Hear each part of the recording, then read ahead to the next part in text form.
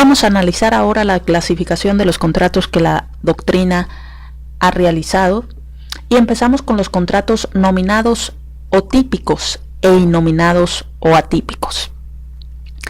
Tenemos que en primer lugar el contrato nominado o típico es el que está regulado en el Código Civil o en otras leyes. Por ejemplo, en el Código Civil tenemos, entre otros, a la compraventa, al arrendamiento, el mutuo, comodato, el depósito, fianza, prenda, hipoteca, etc. Y ya en otras leyes está el contrato de depósito en cuenta de cheques, de apertura de crédito. Esos son contratos nominados o típicos porque directamente la ley los regula, sea en el Código Civil o en otras leyes. Tiene referencia con la materia penal porque acuérdense que tipo es la descripción del delito y tipicidad es el encuadramiento de la conducta humana al tipo penal. Entonces, la doctrina, trayendo un poco esa denominación al derecho civil, pues estableció como que es contrato típico aquel que se encuentra regulado por la ley, sea esta el Código Civil u otras. La compraventa ahí en la imagen sería el ejemplo clásico. Y también tenemos los contratos innominados o atípicos, que si volvemos a la referencia penal serían aquellos que no se encuentran regulados. Ahí nos aclara en su libro de Obligaciones Gutiérrez y González, es el que teniendo o no una denominación especial carece de una reglamentación particular y específica. Son aquellos contratos pues que no vamos a encontrar en ninguna ley referencia a ellos, por eso son atípicos o innominados. Y el ejemplo sería el contrato de suministro de energía eléctrica, de servicio telefónico, de internet, de todos estos servicios de televisión de paga, donde no vamos a encontrar en ninguna ley específicamente que se refiera a ellos.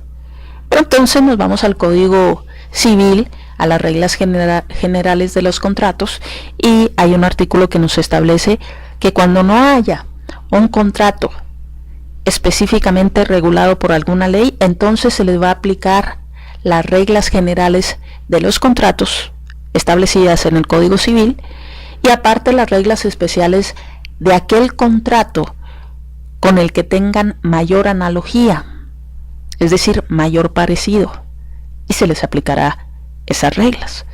Aquí no es como en materia penal que no hay delito ni pena sin ley.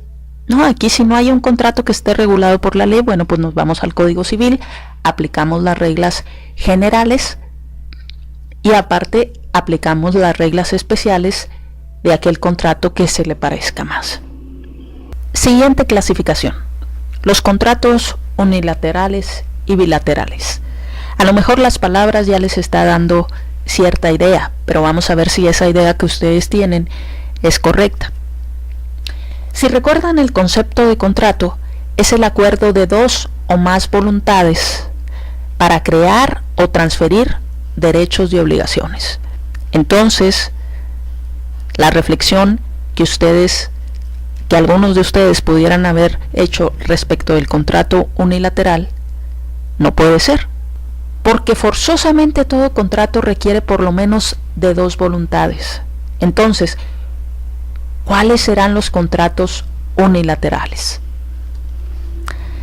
Es el que hace nacer obligaciones para una sola de las partes sin que la otra asuma obligación alguna. El ejemplo clásico de este tipo de contratos sería la donación, donde el donante entrega a lo mejor una cantidad de dinero, puede ser un bien mueble, inmueble, pero lo entrega al donatario y el donatario no tiene obligación alguna. Esos son pues los contratos unilaterales. La mayoría son contratos bilaterales o sinalagmáticos, que es el que hace nacer obligaciones recíprocas para las partes que en él intervienen.